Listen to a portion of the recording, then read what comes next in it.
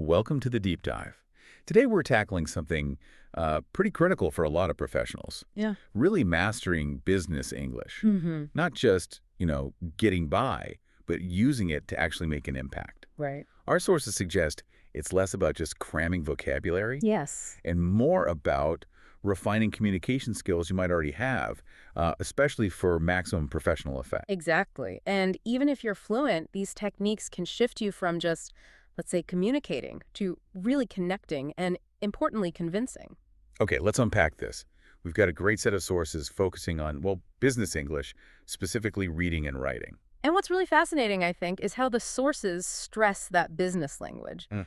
It's often quite different from what non-native speakers might learn academically. Like a whole different dialect almost. Sort of, yeah. A distinct communication ecosystem. So our mission here is to guide you through some effective strategies to bridge that gap. A shortcut, man. A shortcut to getting genuinely well-informed, using key insights from all this material. Great. So let's start with reading. It feels foundational, right? But sometimes maybe a bit passive. It can feel that way, but the sources show it's actually a powerful tool for language acquisition and, crucially, workplace readiness. It's active toolkit building. Okay, toolkit building, I like that. So what are the core benefits the sources highlight? Well, first up is vocabulary expansion.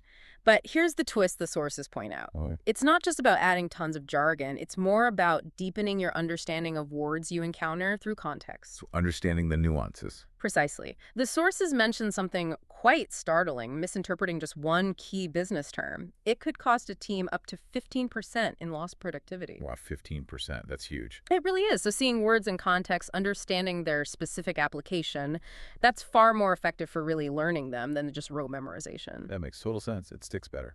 It does. And that naturally leads to better comprehension skills. Regularly reading business materials sharpens your ability to deduce meaning, spot the main ideas, understand the specifics, all vital. And grammar, does that just sort of soak in? Kind of, yes. Grammar reinforcement.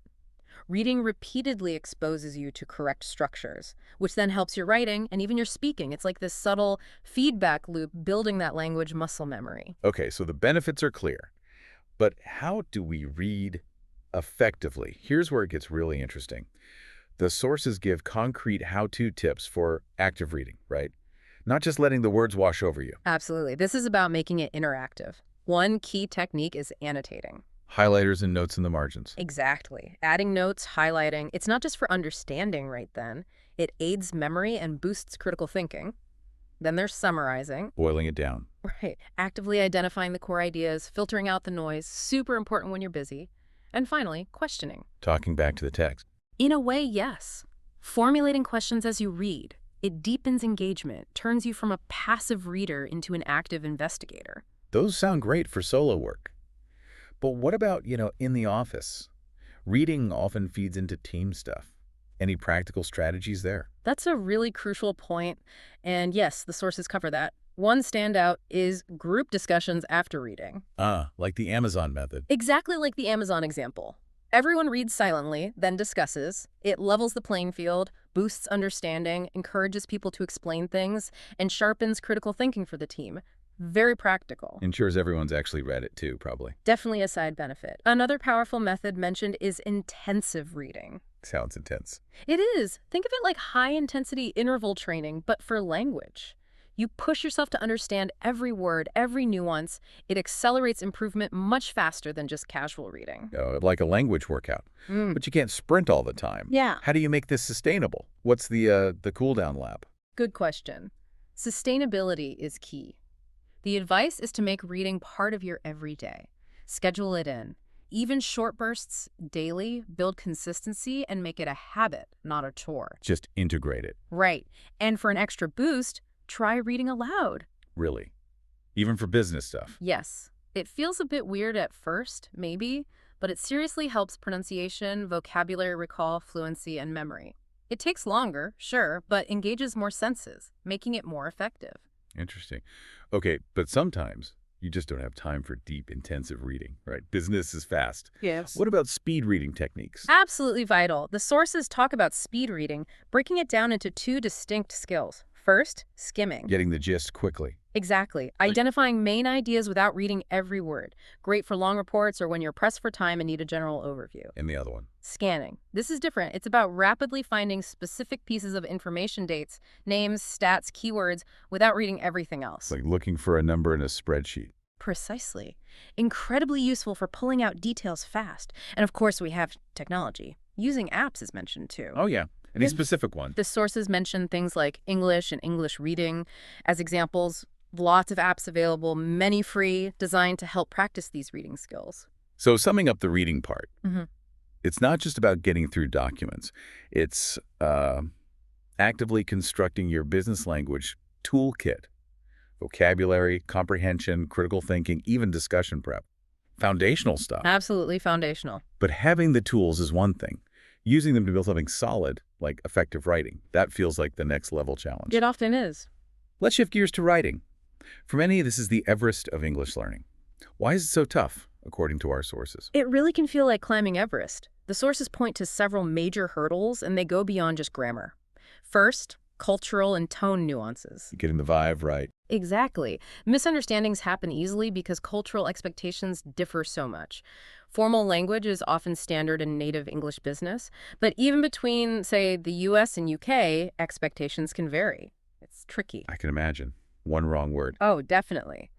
I remember a case where a polite request translated directly sounded like an urgent, almost rude demand in English, created instant friction. Those nuances are landmines. Wow. Okay, so culture and tone. What else? Then there are the straightforward grammar and syntax differences. English word order, for example, can be really different from a learner's native language. It's like where the verb goes. Precisely. German, Spanish, Turkish, they often place verbs differently. Constructing an English sentence can feel quite unnatural and, well, difficult at first. Right. And vocabulary. We talked about building it through reading. Yes, but vocabulary constraints and variety are still a big writing challenge. Limited words means you can't explain things precisely. Remember that 15% productivity loss from misinterpretation. It applies here too. Finding the exact right word. It's tough. English often has multiple words with subtle differences in meaning. Choosing the best one is an ongoing challenge. Okay, that makes sense. And I've heard people say written English feels almost like a different language than spoken English. Is that a real barrier? It definitely is. The sources confirm writing differs significantly from speaking. Written English is usually more formal, more structured, and sticks much closer to strict grammar rules. Unlike chatting. Right.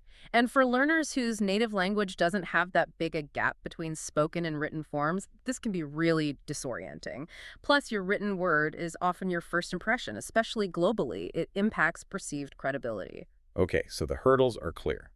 Yeah. Culture, tone, grammar, vocabulary, the written-spoken divide. Daunting. So how do we climb this writing Everest? What are the key elements of effective business writing we should aim for? The sources lay out several crucial elements. First, nailing the appropriate tone. Knowing your audience. Exactly. Differentiating between internal comms may be a bit more informal and external, usually more formal, more official. It's not just style. It affects message clarity and relationship building, especially cross-culturally. Makes sense. What else? Attention to detail. This is huge. Writing clearly, concisely. Using effective vocabulary, yes, but also correct sentence structure, punctuation, spelling, and making sure your facts are right. Sloppiness here, it really damages perception of competence. Erodes trust, I imagine. Absolutely. And related to tone is cultural awareness. Recognizing differences to avoid causing offense or being misunderstood. The sources are quite blunt here. With so much info available today, there's really no excuse for not being aware. Fair point. Information is out there. Then, structure. Writing needs to be organized and structured. That standard intro body conclusion format, maybe with clear headings, bullet points. It's not just convention. It makes things readable and makes you seem credible. Poor structure suggests poor thinking. Even if the ideas are good. Even if the ideas are brilliant. If it's a mess, people might not see the value. And finally, writing purposefully. Every single document should have a clear objective. What am I trying to do with this email or report? Precisely. Are you sharing info, trying to convince someone, asking, clarifying, confirming? You need to know, and the reader needs to understand your purpose. Otherwise, it's just words on a page. Okay, so aim for the right tone, meticulous detail, cultural sensitivity, clear structure, and a definite purpose. Got it. Now, how do we develop these? What actionable tips can we start using today? Right, the practical steps. First, something often skipped. Assess your current level. Know where you stand. Exactly. Use online tools. The sources mention things like Cambridge English's Write and Improve. Get an accurate baseline Okay. and keep checking. It helps monitor progress, keeps you motivated, and pinpoints what to work on next. Smart. What's next? A big one. Stop translating. Try to think directly in English instead of forming sentences in your native language and then translating. It's hard at first. I bet. It's a mental switch. It is, but with practice, it drastically reduces mistakes and makes your writing sound much more natural. Okay, think in English. Easier said than done, but crucial. What else? Keep it simple. This is key in business. Use clear, direct language. Keep sentences relatively short, maybe 10 to 18 words is a good guideline. Easier to read. Much easier, especially in long documents. And avoid jargon or overly technical terms unless your audience definitely understands and expects it. Clarity is king. It's interesting, isn't it? Outside business, complex writing is sometimes seen as smarter. But here, simplicity equals effectiveness. How do we balance that? Avoid sounding simplistic. That's the skill. Simplicity here isn't about dumbing things down. It's about making complex ideas accessible. Clear, not condescending. And you achieve that partly by constructing clear, concise sentences. Practice different types. Simple, compound, complex. Learn when each works best. Versatility allows sophisticated ideas to be expressed clearly. So varying sentence structure is okay, even good. Yes, definitely. And related to that is using different writing styles strategically. The sources give great examples. Oh, like what? Okay, so there's descriptive style, painting a picture with words, like the meeting dragged on, attendees were tired, the atmosphere was tense, the CEO appeared increasingly angry. You're showing, not just telling. Using sensory details. Exactly. Then expository style. Explain concepts clearly, maybe using analogies. The supply chain is a combination of participants, plotting how goods move from factories to customers. It's about informing. Okay. The narrative style, telling a story chronologically. Last quarter, sales declined dramatically, first delivery issues in January, then advertising cuts, then a poor campaign, using transitions to show sequence. Building a timeline. Right. And finally, persuasive style, arguing a point, convincing someone. Cold calling is imperative. Firstly, it highlights new products. Secondly, it creates opportunities to listen, using logic, evidence, maybe some emotion. Those examples really clarify how each style works for a different goal. Super helpful. So once you have the right sentences and style, how do you stitch it all together smoothly? That's where you create a flow. Use transition words and phrases you know, however, therefore, moreover, unfortunately, after all. They connect ideas logically, like the team started the project, unfortunately the stakeholders were confused. It guides the reader. Makes it cohesive. Exactly. And now for maybe the most crucial tip, the one people often skip because they're just relieved to be done writing. Let me guess. Proofreading. Remember to revise and edit. Yes. The sources call it potentially the most important and impactful part of writing. That first draft is rarely perfect. Revising, editing, polishing, that's where the quality comes in. Like a chef tasting the soup before serving. Essential final check. Absolutely. Don't skip it. Also, the sources remind us to use online courses and tutorials for ongoing learning. And crucially, get feedback. From someone better. Ideally, yes. Ask a colleague or mentor whose English writing you admire to look over your work sometimes. It's invaluable for improvement and, honestly, for boosting confidence, too. That outside perspective is key. It really is. So if we zoom out, all these reading and writing strategies, they're not just about passing an English test. They're about building real professional credibility, fostering clear communication in this globalized world.